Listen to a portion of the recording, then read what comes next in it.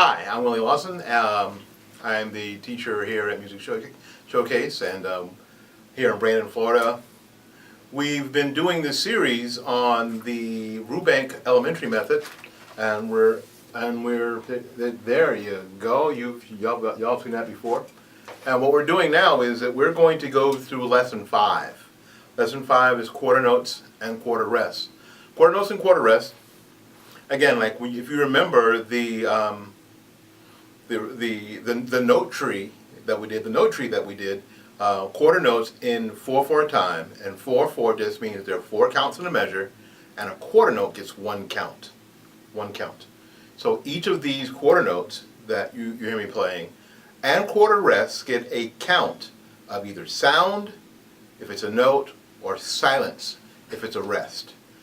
I wish they'd call it something else than a rest, because that has a tendency for people to have them last too long.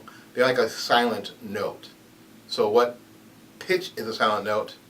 That's the point. There isn't any pitch, but it gets the same amount of time as a note. So we're going to start with lesson 5, number 1. Lesson 5, number 1. Here we go.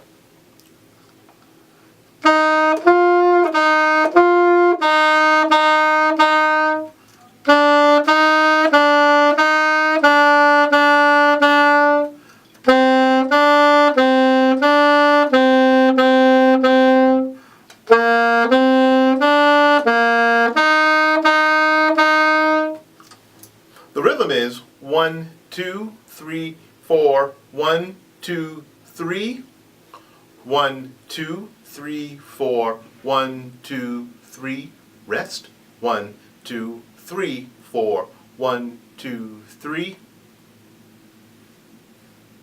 Understand? Cool. Let's do lesson 5, number 2, which we have a mix of quarter notes and half notes.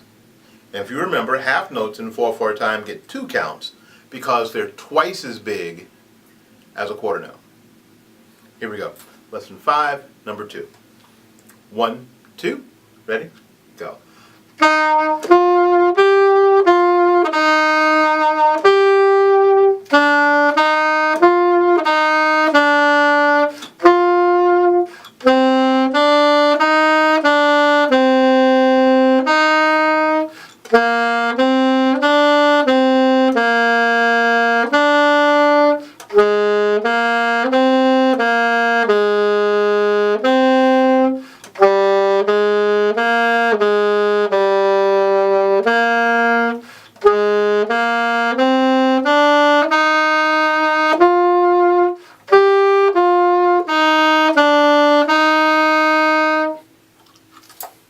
There you go.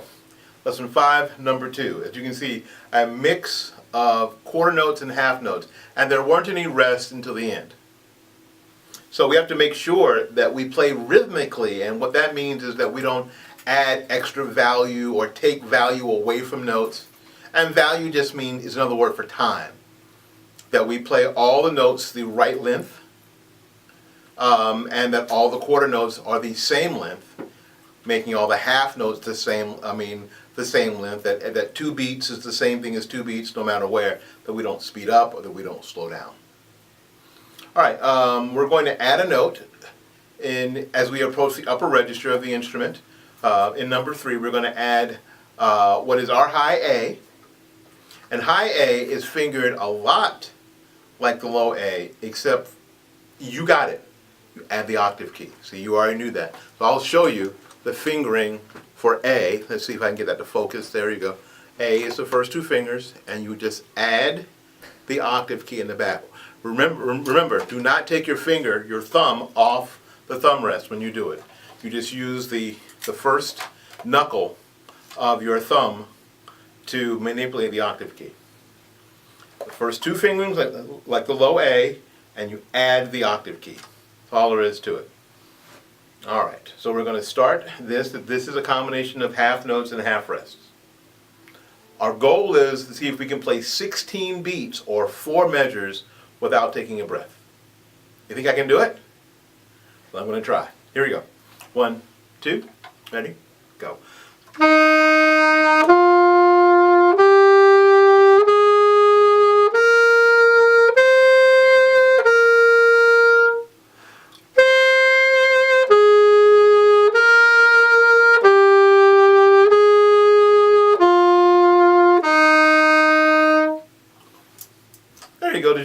hear the high A? Did you hear the A?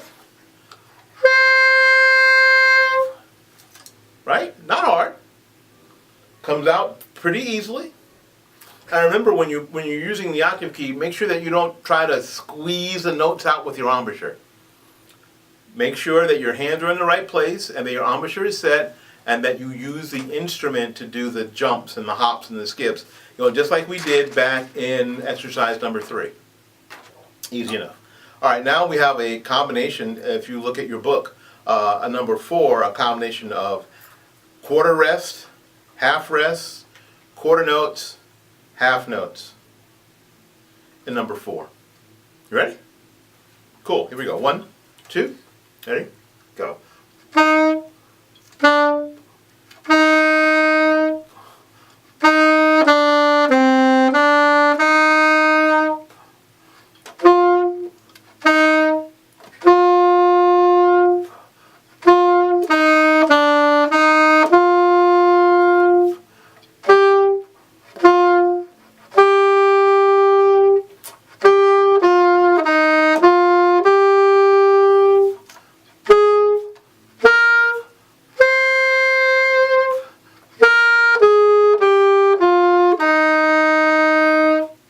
There you go. It was kind of like a little march, wasn't it? Yeah. And again, remember that the quarter rest and the half rest get the same amount of time as the quarter notes and the half notes. They would be on a similar note tree, with a whole rest being at the top, and you chop the whole rest in half, you'd get 2 half rests, and you chop a half rest in half, and you'd get 2 quarter rests, and you chop a quarter rest in half, then you get 2 eighth rests, and so on and so forth down the note tree. Remember? Cool. You can go back to that. And at the timing of this video, I don't know if that's already up. So hopefully that's already up.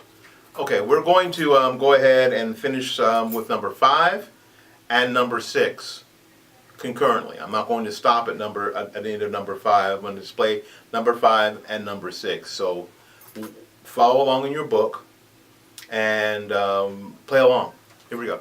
Number 5, lesson 5. 1, 2, ready? Go.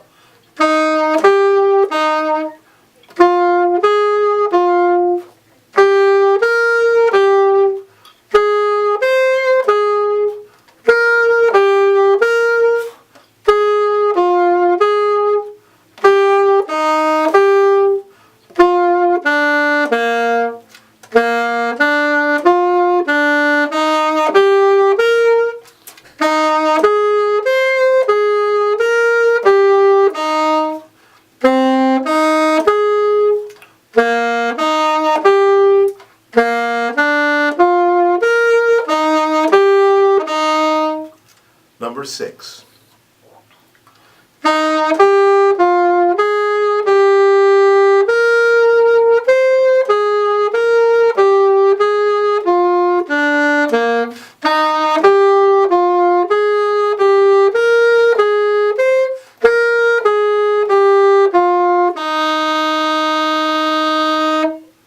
There you go. That's all of lesson 5.